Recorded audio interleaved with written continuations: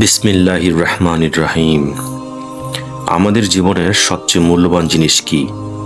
যদি এই প্রশ্নটি করা হয়, অনেকে বলবেন টাকা, পরিবার, স্বাস্থ্য কিংবা সম্মান। কিন্তু সত্য হলো এগুলোর কোনোটিই আমাদের সবচেয়ে মূল্যবান সম্পদ নয়। কারণ টাকা হারিয়ে গেলে আবার উপার্জন করা যায়, অসুস্থতা থেকে সুস্থ হওয়া যায়, এমনকি হারিয়ে যাওয়া অনেক সম্পর্কও আবার ফিরিয়ে আসতে পারে। কিন্তু এমন একটি সম্পদ আছে যা একবার চলে গেলে পৃথিবীর সমস্ত সম্পদ দিয়েও 1 সেকেন্ডের জন্য ফিরিয়ে আনা সম্ভব নয়। সেই সম্পদের নাম সময়। আর এই সময়েরই কসম করেছেন আল্লাহ সুবহানাহু ওয়া তাআলা। কেন কেন কুরআনের একটি ছোট্ট সূরার শুরুতেই আল্লাহ সময়ের কসম করলেন? এই প্রশ্নের উত্তর যদি আমরা সত্যিকার অর্থে বুঝতে পারি, তাহলে হয়তো আজকের পর আমাদের জীবন আর আগের মতো থাকবে না। আল্লাহ সূরা আল আসর শুরু করেছেন একটি কসম দিয়ে, ওয়াল আসর। কুরআনে আমরা দেখি আল্লাহ সূর্য, চাঁদ, রাত, ভোর বিভিন্ন সৃষ্টির কসম করেছেন। আল্লাহর কোনো কিছুর কসম করার প্রয়োজন নেই, কিন্তু তিনি যখন কোনো কিছুর কসম করেন তখন তিনি আমাদের দৃষ্টি সেই বিষয়টির গুরুত্বের দিকে আকর্ষণ করেন। অর্থাৎ আল্লাহ যেন আমাদের বলছেন, থামো, মনোযোগ দিয়ে শোনো, আমি এমন একটি সত্য বলতে যাচ্ছি যা তোমার পুরো জীবন বদলে দিতে পারে। কিন্তু কেন সময়? কারণ মানুষের জীবনে সবচেয়ে ন্যায়সঙ্গতভাবে বন্টন করা সম্পদ হলো সময়। পৃথিবীর সবচেয়ে ধনী মানুষও দিনে 24 ঘন্টার বেশি পায় না, আবার সবচেয়ে গরিব মানুষও 24 ঘন্টাই পায়। রাষ্ট্রপতি, শ্রমিক, শিক্ষক, ছাত্র, ব্যবসায়ী সবার দিন শুরু হয় একই সূর্যোদয় এবং শেষ হয় একই সূর্যাস্তে। পার্থক্যটা সময়ের পরিমাণে নয়, পার্থক্যটা সময়ের ব্যবহারে। একটু নিজের জীবনের দিকে তাকিয়ে দেখুন, আমরা কত যত্ন করে টাকার হিসাব রাখি, কত আয় হলো, কত খরচ হলো, কোথায় সঞ্চয় করব, এসব নিয়ে আমরা ঘন্টার পর ঘন্টা ভাবি। কিন্তু আজ সারাদিনে আমাদের সময় কোথায় ব্যয় হলো তার হিসাব কি আমরা কখনো করি? আমরা কি জানি আজ কত মিনিট আল্লাহকে স্মরণ করেছি, কত মিনিট কুরআন পড়েছি, আর কত ঘন্টা এমন কাজে কাটিয়েছি যা কিয়ামতের দিন আমাদের কোনো উপকারে আসবে না? এই কারণেই আল্লাহ এরপর এমন একটি ঘোষণা দিয়েছেন যা মানুষের হৃদয় কাঁপিয়ে দেওয়ার মতো। নিশ্চয়ই মানুষ ক্ষতির মধ্যে রয়েছে।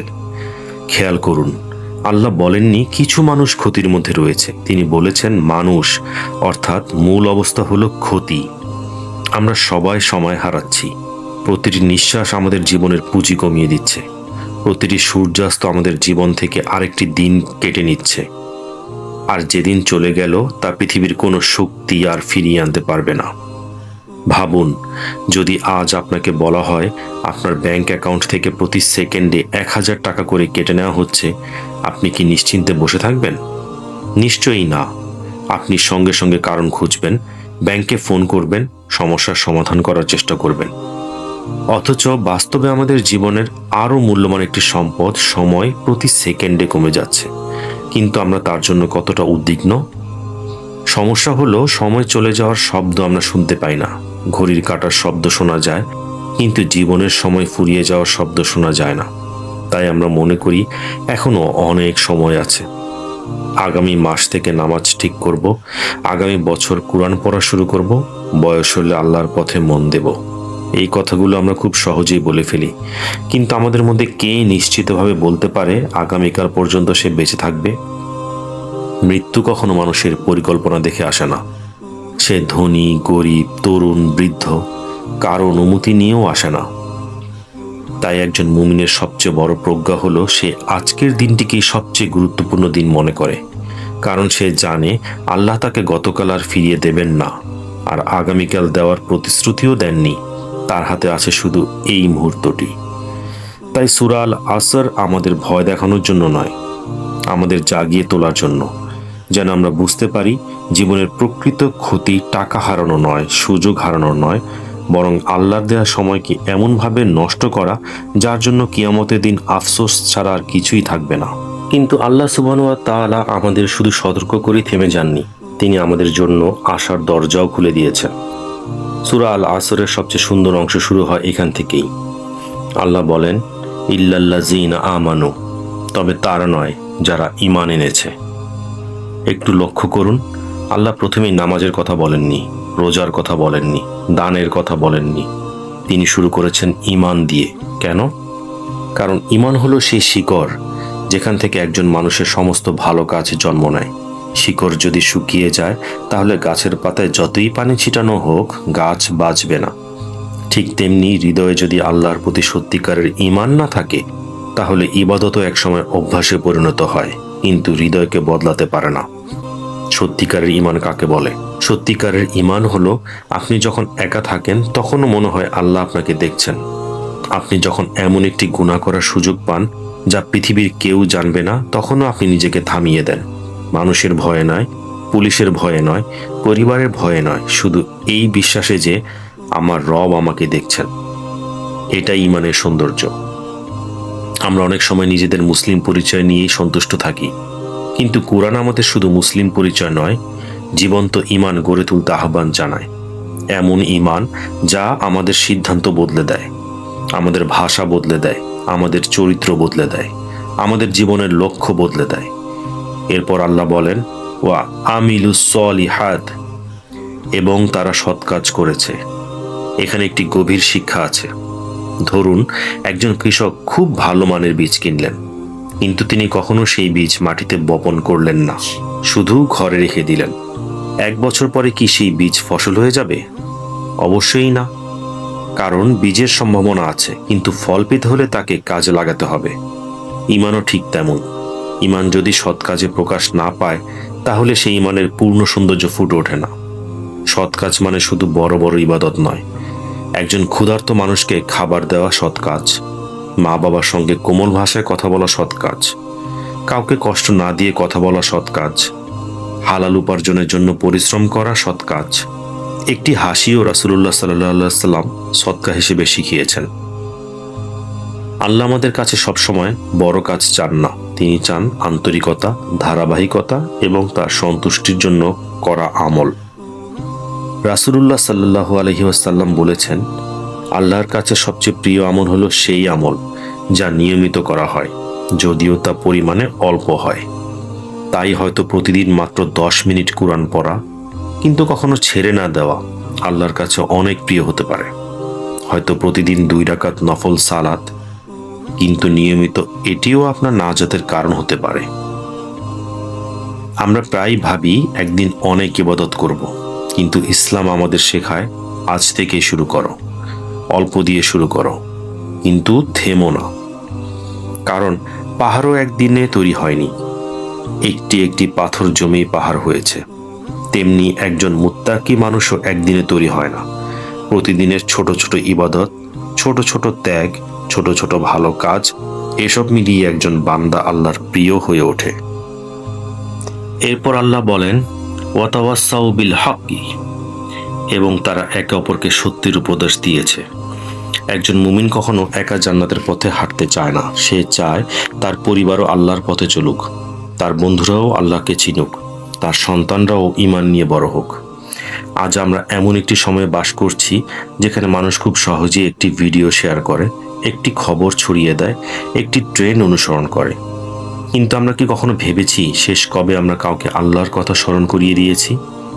সত্যের দাওয়াত মানে সবসময় মঞ্চে দাঁড়িয়ে বক্তৃতা দেওয়া নয়। অনেক সময় একটি সুন্দর আচরণই সবচেয়ে শক্তিশালী দাওয়াত হয়ে যায়। আপনার সততা, আপনার আমানতদারিতা, আপনার নম্রতা, এসব দেখে হয়তো কেউ ইসলামকে নতুন করে চিনতে শুরু করবে। রাসূলুল্লাহ সাল্লাল্লাহু আলাইহি ওয়াসাল্লামের জীবনের দিকে তাকান। মানুষ প্রথমে তার কথা শুনে নয়, তার চরিত্র দেখে মুগ্ধ হয়েছিল। তাই সত্যের দাওয়াত শুরু হয় নিজের জীবন থেকে। এরপর আল্লাহ বলেন, ওয়াতাওয়াসাউ বিল সাবর, এবং তারা একে অপরকে ধৈর্যের উপদেশ দিয়েছে। কারণ সত্যের পথে চলা কখনো সহজ ছিল না। নূহ আলাইহিস সালাম শত শত বছর দাওয়াত দিয়েছেন। ইব্রাহিম আলাইহিস সালাম আগুনে নিক্ষিপ্ত হয়েছেন। মুসা আলাইহিস সালাম ফিরাউনের সামনে সত্য বলেছেন। রাসূলুল্লাহ সাল্লাল্লাহু আলাইহি সাল্লাম তায়েফে অপমানিত হয়েছেন, পাথর নিক্ষেপ করা হয়েছে, তবুও তিনি তার দাওয়াত ছাড়েননি। এটাই ধৈর্য। ধৈর্য মানে শুধু কষ্ট সহ্য করা নয়, ধৈর্য মানে কষ্টের মধ্যেও আল্লাহর আনুগত্য থেকে সরে না যাওয়া। আজ হয়তো আপনার জীবনে দুঃখ আছে, হয়তো কোনো দোয়া এখনো কবুল হয়নি, হয়তো এমন একটি পরীক্ষা চলছে যা কাউকে বলতেও কষ্ট হয়। মনে রাখবেন, আল্লাহ আপনার অবস্থা জানেন। তিনি আপনার নীরব কান্নাও দেখেন। কুরআনে আল্লাহ বলেছেন, নিশ্চয়ই আল্লাহ ধৈর্যশীলদের সঙ্গে আছেন। সূরা আল বাকারা আয়াত 153। তাই হতাশ হবেন না। হয়তো আপনি আজ যে ধৈর্য ধারণ করছেন সেটি কিয়ামতের দিন আপনার সবচেয়ে মূল্যবান আমল হয়ে দাঁড়াবে। এবার ভিডিওটি শেষ করার আগে আমি চাই আপনি মাত্র কয়েক সেকেন্ড নিজের জীবনের দিকে তাকান। আপনার বয়স আজ যতই হোক, 20, 30, 40 কিংবা 60, আপনার জীবনের একটি অংশ ইতিমধ্যেই শেষ হয়ে গেছে। সেই দিনগুলো আর কখনো ফিরে আসবে না। গত বছরের একটি দিনও আপনি ফিরিয়ে আনতে পারবেন না। গত মাসের একটি ঘন্টাও না, গতকালের একটি মিনিটও না। তাহলে আজকের এই দিনটি আপনি কিভাবে কাটাবেন? এটাও কি আগের দিনের মতোই অযথা চলে যাবে, নাকি আজই আপনি একটি ছোট্ট সিদ্ধান্ত নেবেন? হয়তো আজ থেকেই 5 ওয়াক্ত সালাত সময় মতো পড়ার চেষ্টা করবেন, নয়তো আজ থেকেই প্রতিদিন অন্তত কয়েক মিনিট কুরআন পড়বেন। হয়তো আজই এমন একটি গুনাহ ছেড়ে দেবেন যা অনেক দিন ধরে আপনাকে আল্লাহ থেকে দূরে সরিয়ে রেখেছে। মনে রাখবেন, বড় পরিবর্তন সবসময় ছোট একটি সিদ্ধান্ত থেকেই শুরু হয়। সময় থেমে থাকবে না, ঘড়ির কাঁটা আপনার জন্য ধীরে চলবে না, মৃত্যুও কোনো অ্যাপয়েন্টমেন্ট নিয়ে আসবে না। কিন্তু আজও আল্লাহ আপনাকে একটি সুযোগ দিয়েছেন, শ্বাস নেওয়ার সুযোগ, তওবা করার সুযোগ, নিজেকে বদলে নেওয়ার সুযোগ। এই সুযোগটি হয়তো আপনার জীবনের সবচেয়ে বড় নিয়ামত। আসুন আমরা আল্লাহর কাছে দোয়া করি। হে আল্লাহ, আমাদের সময়ে বরকত দান করুন, আমাদের হৃদয়কে ঈমান দিয়ে আলোকিত করুন, আমাদের সৎ কাজে দৃঢ় রাখুন, সত্যের উপর অটল থাকার তৌফিক দিন, ধৈর্যশীলদের অন্তর্ভুক্ত করুন এবং যখন আমাদের সময় শেষ হবে তখন আমাদেরকে আপনার সন্তুষ্টি নিয়ে আপনার কাছে ফিরে আসার তৌফিক দান করুন। আমিন। যদি এই আলোচনাটি আপনার হৃদয়কে এক মুহূর্তের জন্য আল্লাহর কথা স্মরণ করিয়ে দিয়ে থাকে, তাহলে আজ থেকেই সূরা আল আসরকে শুধু মুখস্থ নয়, জীবনের অংশ বানানোর চেষ্টা করুন। আসসালামু আলাইকুম ওয়া রাহমাতুল্লাহি ওয়া বারাকাতুহু।